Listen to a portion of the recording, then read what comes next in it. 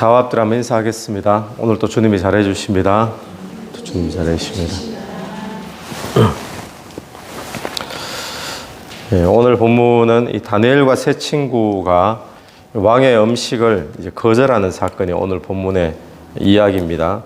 이 느부갓네살 왕이 포로로 잡아온 이 이스라엘 백성들 가운데서 인재가 될 만한 소년들을 잘 길러가지고 왕의 인재로 그렇게 삼으려고 하죠. 그래서 바벨론의 학문을 가르치고 또 언어를 가르치고 또 왕이 지정한 음식을 먹게 하고 그렇게 이제 만드는 일이 있었습니다. 근데 오늘 본문을 보면 8절 말씀에 첫 번째 구절 8절 말씀에 다니엘은 뜻을 정하여 라고 이야기를 하죠. 뜻을 정하여. 오늘 본문에서 제일 우리가 붙잡아야 될 주제 중에 하나가 뜻을 정하여 라는 말씀 같습니다. 무슨 뜻을 정했을까요? 자신을 더럽히지 아니하리라 이 뜻을 정했다는 겁니다. 무엇으로부터 자신을 더럽히지 않도록 뜻을 정했는가?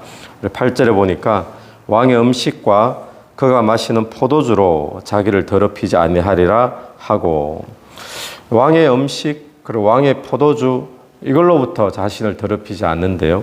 이게 음식인데 이거 먹는다고 뭐가 그렇게 더럽혀지는가? 음식인데 왜 그런가 하면 율법에서 하나님 말씀에서 금하는 음식이 있다는 겁니다. 그게 레위기서 음식법이 나오는 11장에 나오잖아요. 또 뿐만 아니라 이때 당시의 음식은 전부 다 고기나 뭐 이런 것들은 전부 다 우상에게 제물로 드렸던 그 음식이 이제 고기로 나오는 거니까 아마 그랬던 것 같아요. 그래서 율법에서 금하는 음식이고 우상에게 드렸던 음식이기 때문에 하나님이 금하신 거죠. 그러니까 더럽혀진다는 것은 뭔가 하면 이 음식을 먹음으로 내 몸이 상하고 육체가 더럽혀지고 이런 의미가 아니라 어떤 영적으로 더럽혀진다는 거예요. 신앙으로 더럽혀진다라는 그걸 의미하는 거죠. 느부갓네살 왕이 바벨론의 언어를 가르칩니다. 그리고 바벨론의 학문을 가르칩니다. 또 이들에게 왕의 음식을 먹게 하고 뿐만 아니라 이들의 이름을 바꾸게 되죠. 바벨론식 이름으로 다 바꾸게 됩니다. 옛날에 저희들 어른들 이야기 들으면 일제시대 거칠 때 일제시대에 일본식 이름이 또 다 있었잖아요. 창씨 개명하듯이. 왜 이렇게 하죠?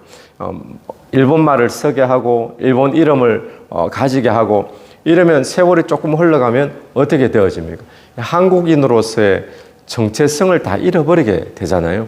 이름과 언어가 그렇게 중요한 거잖아요. 이들에게 바벨론 언어, 또 바벨론에서 가르치는 학문, 또 이들의 음식을 먹게 하고 이름까지 바꾸게 하고 결국 이게 느부갓네살 왕이 의도를 했는지 의도를 안 했는지도 모르겠지만 이 당하는 유대인들의 입장에서는 어떤 문제가 생기는가 하면 자기의 어떤 정체성을 위협받는 그런 일이 생긴다는 거예요. 하나님의 백성인데 그런데 세상의 학문으로 세상의 언어로 계속 바뀌게 되어지니까 그들의 정체성이 무너지게 되는 그런 일이 생겨지는 거죠. 오늘 우리가 사는 이 세상도 참 비슷합니다. 우리가 살아가는 세상에 문화가 있죠. 세상에 요즘 유행하는 것이 있고 상식적으로 통하는 것들이 있는데 이런 것들이 오늘 하나님의 백성들인 저와 여러분이 이 땅에 살면서도 하나님의 자녀다라는 정체성을 가지고 사는 것이 신앙이잖아요. 우리가 교회 다니든지 뭐 세상 믿는 사람이든지 안 믿는 사람이든지 세상 가운데 똑같이 살면은 그게 무슨 신앙입니까? 근데 우리는 세상에 살지만 하나님의 자녀의 정체성을 가지고 사는데 그런데 세상에서는 우리의 정체성을 위협하는 일들이 계속 생긴다는 겁니다. 예를 들면 진화론을 가리키는 학문을 우리가 배워야 되죠. 또 동성애 같은 그런 문화들을 우리는 인정하고 옹호해야 되는 그런 시대에 살고 있습니다. 또 할로윈데이 우리가 며칠 전에 있었던 것처럼 할로윈데이 같은 그런 문화 속에서 놀아야 되지 안 놀면 왕따 당하고 뭐 아이들하고 대화가 통하지 않고 저희 아이들도 지금 호주에서 그렇잖아요. 다른 애들 다 뭐 귀신 분장하고 동네 막 돌아다니면서 사탕 얻고 있는데 하늘이도 우리 막내도 자기도 나가야 된다고 그런데 그래서 하늘이 친구 아빠가 막 전화 와가지고 하늘이도 나가냐고 우리는 예수 믿기 때문에 그런 거 안 한다 했더니 그렇지 자기들도 예수 믿는 사람들은 아닌데 또 그거 문화를 또 안 하는 거예요. 그러니까 아이들은 지금 막 나가고 싶고 친구들이 나가고 이러니까 우리가 사는 문화가 귀신 문화, 세속적인 문화, 또 어떤 미신의 문화들, 또 세속주의, 인본주의 문화들 이런데 지금 오픈되어서 살고 있다는 겁니다. 또 한국에서는 여기도 마찬가지겠죠. 뭐 클럽에 가야 되고 술집에 가야 되고 또 너무나 개방되어 있는 그런 성적인 문화 속에서 우리 아이들이 살아가고 우리가 지금 살아가고 있는 것이 우리에게 전부 다 무슨 위협이 되는가 하면 하나님의 자녀로 살아야 되는 그런 정체성을 지금 끊임없이 위협하는 그런 시대에 우리가 살고 있죠. 여러분 이런 분위기 속에서 우리가 뜻을 정하고 살아야 됩니다. 우리가 뜻을 정하고 결단하고 살지 않으면 우리는 금방 얼마 가지 못해가지고 우리의 신앙은 잃어버리게 됩니다. 우리 예수 믿는 사람인지 예수 믿지 않는 사람인지 살아가는 모습이 똑같아진다는 거예요. 그러면 어떤 일이 생길까요?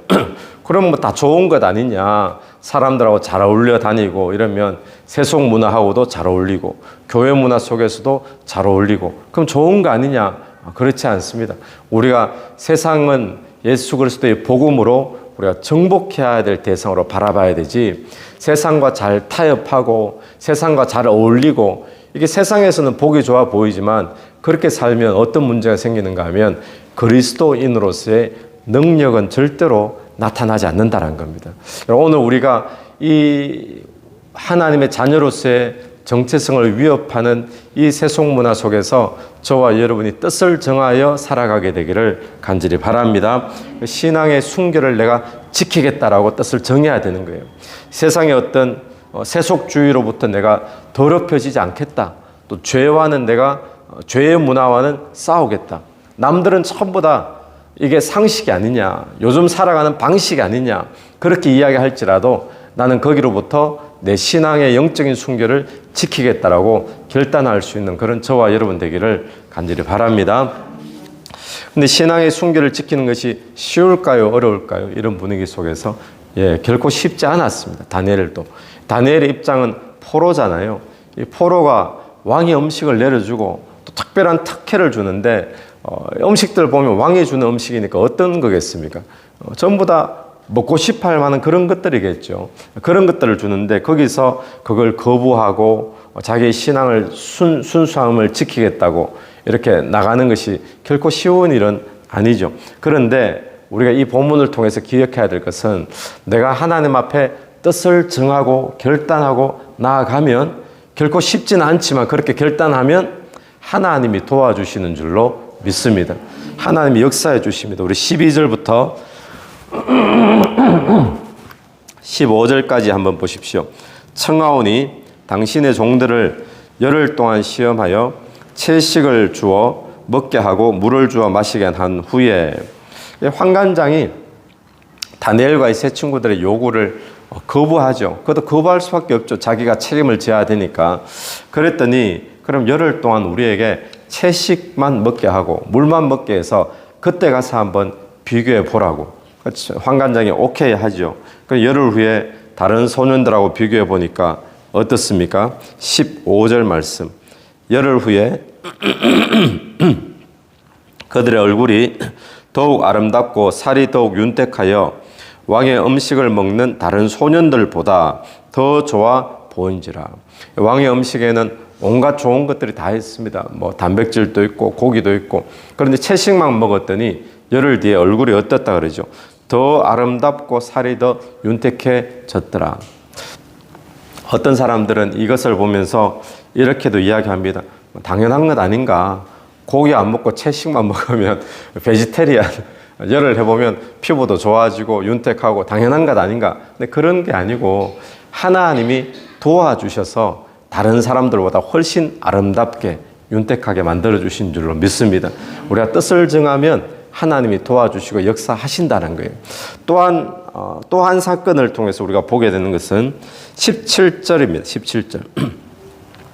하나님이 이 네 소년에게, 다니엘과 세 친구죠. 네 소년에게 학문을 주시고 모든 서적을 깨닫게 하시고 지혜를 주셨으니 다니엘은 또 모든 환상과 꿈을 깨달아 알더라. 하나님이 이렇게 이 아이들에게 학문 지식을 주시고 깨닫게 하시고 그래서 이들이 교육기간이 다 끝났습니다.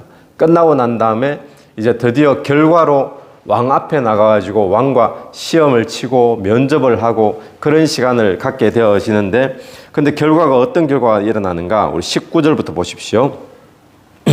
왕이 그들과 말하여 보매 무리 중에 다니엘과 하나냐와 미사엘과 아사라 같은 자가 없으므로 무리가 아마 많았겠죠. 몇십 명, 많으면 또 몇백 명 되었겠죠. 그런데 그들과 다 인터뷰하고 면접해보고 이렇게 해보니까 그들 가운데 이 다니엘과 세 친구보다 나은 자가 지금 없는 거예요. 어느 정도인가 하면 20절 왕이 그들에게 모든 일을 묻는 중에 그 지혜와 총명이 온 나라 박수와 술객보다 몇 배요?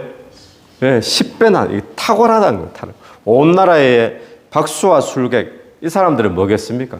뭐 요즘 말로 하면 박사들, 제일 똑똑한 사람들, 뭐 정책을 결정짓고 또 한 분야에서 제일 뛰어난 전문가 이런 사람들보다 지금 이들이 뛰어난데 아 이들처럼 뛰어나구나 이런 차원이 아니라 이들보다 몇 배요? 10배나 완전히 탁월하게 이거 하나님의 역사죠. 근데 언제 이런 일이 있었습니까? 하나님 앞에 신앙의 순결을 지키기로 뜻을 정하고 나니까 하나님 이들을 아름답게 하실 뿐만 아니라 지혜를 주셔서 탁월한 인생을 살게 하신 줄로 믿습니다. 여러분 오늘 저와 여러분이 이 아침에 이 말씀을 보면서 뜻을 정할 수 있는 그런 이 아침이 되었으면 좋겠습니다. 무엇을 하기로 뜻을 정해야 되는가? 새 속에 물들어 살지 않기로 뜻을 정하십시오. 또 죄악에 물들지 않도록 뜻을 정하시고 또 내가 영적으로 신앙적으로 순결을 지켜서 죄와 싸우겠다라는 그런 결단을 하는 거예요. 그래서 내가 영적인 하나님의 자녀로서의 정체성을 내가 잃지 않겠다. 세상 문화 따라서 남들 다 그렇게 산다 할지라도 아마 다니엘 시대도 그랬겠죠. 다니엘 세 친구 이 옆에 있던 다른 또 동료들도 있었을 거 아니에요. 그 유대인들. 그런데 이 유대 청년들이 뭐라고 했겠습니까? 믿어도 별나게 믿는다고. 이 상황에 뭐 어떻게 이 상황에 다 왕의 음식 먹어야지. 이거 어떻게 안 먹을 수 있는가? 안 먹으면 죽는데 별나게 그렇게 믿는다고. 그랬을 거 아니에요, 분위기가. 그럼에도 불구하고 자기의 신앙의 정체성, 믿음을 지키겠다고 마음에 결단하고 뜻을 정하니까 하나님이 역사하시더란 겁니다. 오늘 이 아침에 나는 무엇으로부터 나를 더럽히지 않도록 내가 뜻을 정해야 될 것인가? 그거 하나 묵상할 수 있는 이 아침이 되기를 간절히 바랍니다. 뜻을 정하면 주님이 어떻게 해요? 도와주십니다. 또 뜻을 정하면 주님이 책임져 주십니다. 또 뜻을 정하면 주님이 탁월한 인생을 살게 하실 줄로 믿습니다. 또 뜻을 정하면 주님께서 사용하실 줄로 믿습니다. 오늘 저와 여러분이 뜻을 정하는 복된 하루 되기를 축원합니다. 기도드리겠습니다. 하나님 아버지 은혜를 감사합니다. 이 다니엘과 세 친구의 모습을 보면서 참으로 혼탁한 시대에 살고 있는 우리가 하나님의 자녀로서의 정체성을 위협하며 살고 있는 이 시대에 우리가 뜻을 정할 수 있도록 도와주옵소서. 죄와 싸우기로 또 내 믿음을 지키기로 또 하나님의 자녀로서의 백성으로서의 정체성을 잃어버리지 않기로 뜻을 정하며 살 수 있는 오늘 하루 되게 도와주시옵소서. 이 새벽에도 기도하며 나갈 때 기도 속에 성령께서 역사해 주시기를 간절히 원하오며 예수님 이름으로 기도드립니다. 아멘. 오늘도 예수 이름으로 승리하시는 하루 되길 바랍니다.